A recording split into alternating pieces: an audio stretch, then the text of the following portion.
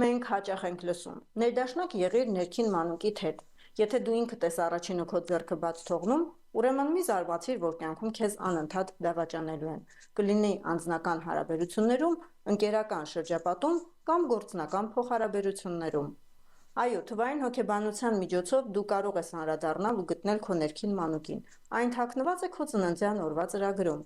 Ու երբ ամեն անգամ վերադառնում ես ինքդ քեզ, տուր քեզ մի քանի հարցեր, առավել ևս այս տարեվերջին։ Դու ինչ ես ուզում այս տարվանից քեզ հետ տանել 2026 թվական։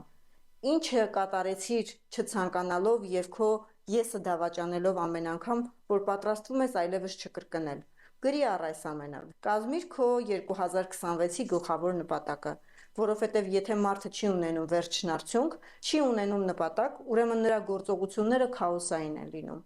Տուր կառուցվածք քո նպատակներին, ու դու կկարողանաս ավելի ճիշտ նավարկել կյանքում։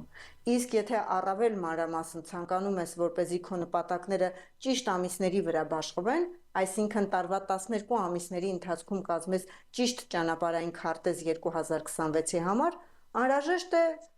թվային հոգեբանության միջոցով ծննդյան օր, ամիս, տարեթվի վերլուծությունը։ Անհատական խորհրդատվության համար գրիր ինձ անձնական նամակ, զանգահարիր նշված հեռախոսահամարին։